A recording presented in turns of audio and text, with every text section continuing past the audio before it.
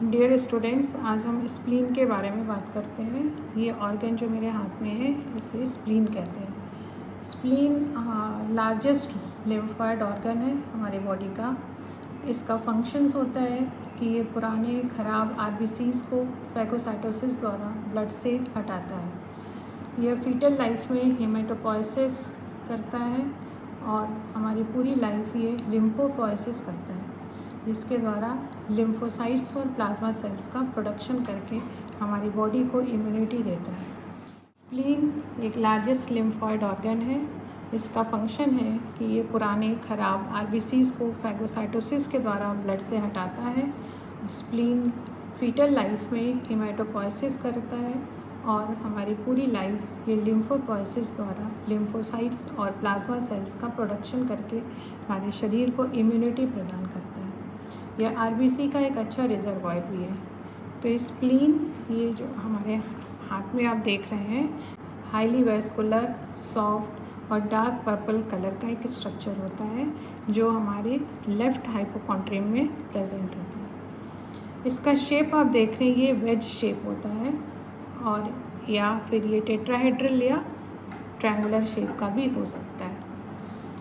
ये इसका साइज़ हमारी एक मुट्ठी के बराबर होता है, जिसमें इसकी लेंथ 5 इंच, विड्थ 3 इंच और थिकनेस 1 इंच के बराबर होती है।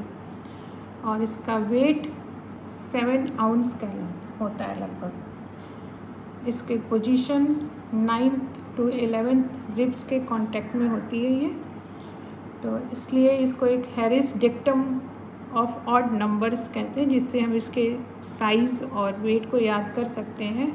इसमें 1, 3, 5, 7, 9 और 11 नंबर इस स्प्लीन से रिलेटेड है। 1 इंच मोटा, 3 इंच चौड़ा, 5 इंच लंबाई है, 7 आउंस इसका वेट है और 9 to 11th रिब के कांटेक्ट में ये प्रेजेंट है। स्प्लीन का जो लॉन्ग एक्सेस है, लॉन्ग एक्सेस स्प्लीन का 11th रिब के डायरेक्शन में होता है हमारी बॉडी के, और ये 11th रिब हमारे मिडिल फिंगर के अलॉन्ग होती है।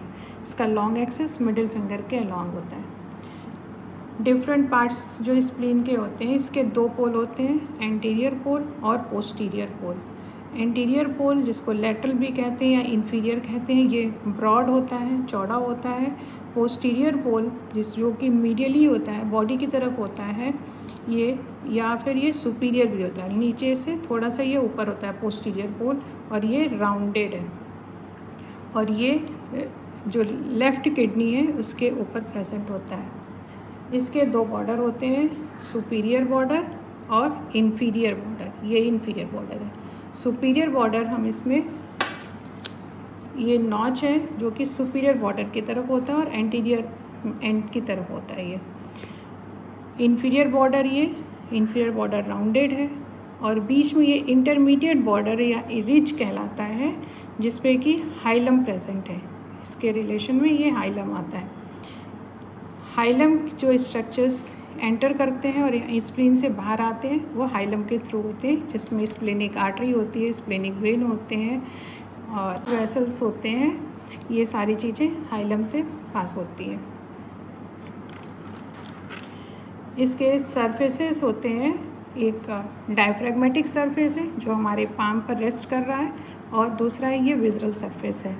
तो डायफ्रैग्मेटिक सरफेस ये स्मूथ और कॉन्वेक्स होता है, और विज़रल सरफेस जो कॉन्केव है और ये इर्रेगुलर होता है, क्योंकि इसके रिलेशन में ऑर्गन्स आते हैं। इसके 2 एंगल्स हैं, एंटेरोबेसल एंगल जो कि एक जंक्शन है जहाँ पर सुपीरियर बॉर्डर और एंटीरियर एंड और सुपीरियर बॉर्डर के बीच में ये एंटेरोबेसल एंगल आता है, जो कि हमारा स्प्लीनोमेगाली, जब स्प्लीन एनलार्ज हो जाती है तो लेफ़्ट कोस्टल मार्जिन से ये एंगल हमारे कांटेक्ट में, फिंगर्स के कांटेक्ट में आता है पैल्पेशन के समय।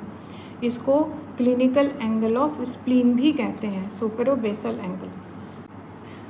एंटेरोबेसल एंगल ये स्प्लीन एनलार्जमेंट के समय जब हम पेशेंट को पैल्पेट करते हैं लेफ़्ट हाइपोकॉन्ड्रियम में, तो ये हमारे फिंगर्स को टच करता है। दूसरा एंगल है पोस्टेरोबेसल एंगल। ये इंफीरियर बॉर्डर और anterior end of the spleen के कांटेक्ट में आता है। This is the postero basal angle. Anatomical position में स्प्लीन को होल्ड करने के लिए आपको क्या ध्यान रखना है कि स्प्लीन का जो डायफ्रैग्मेटिक सरफेस है ये आपके पाम पर होना चाहिए और इसका लोअर पोल है वो डायरेक्ट डाउनवर्ड, फॉरवर्ड और लेटरली डायरेक्टेड होना चाहिए। अपर पोल इसका बैकवर्ड पीछे की तरफ होना चाहिए और ये थोड़ा सा मीडियली और राइट की तरफ होना चाहिए। तो इस तरह से हमें ये स्प्लीन को होल्ड करना है एनाटॉमिकल पोजीशन में। पेरिटोनियल रिलेशन स्प्लीन चारों तरफ से डायफ्रैग्मेटिक सरफेस और विज़रल सरफेस ये पूरा पेरिटोनियम से कवर्ड होता है। तो ये दोनों लेयर पेरिटोनियम की हाइलम के पास आकर के ये रिफ्लेक्ट हो जाती है स्टमक के ऊपर या किडनी के ऊपर और या फिर डायफ्राम के ऊपर।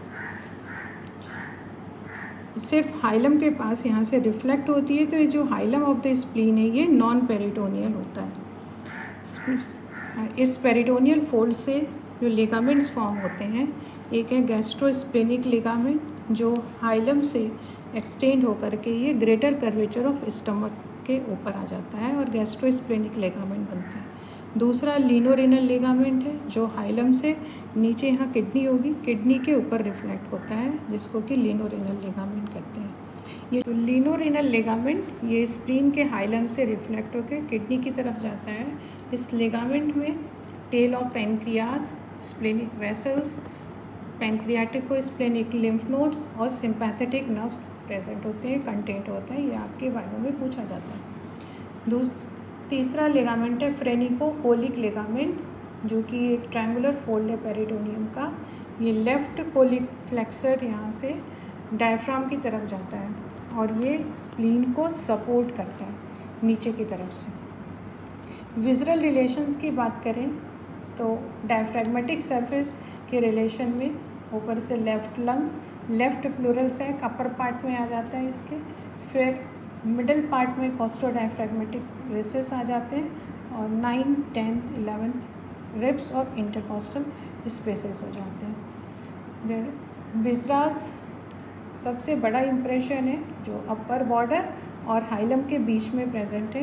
ये एरिया है गैस्ट्रिक इम्प्रेशन, यहाँ पर फंडस ऑफ द स्टमक आता है। फिर एंटीरियर आगे की तरफ यहाँ देखें एंटीरियरली तो एक लेफ्ट कोलिक फ्लेक्सर आता है, इसे कोलिक इम्प्रेशन कहते हैं।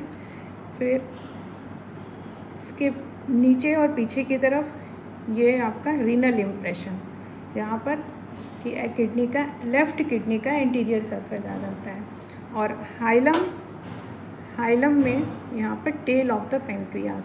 तो इतने सारे ऑर्गन्स इसके स्प्लीन के रिलेशन में आता है, gastric impression, colic impression, renal impression और यहाँ पर टेल ऑफ द पैनक्रियाज।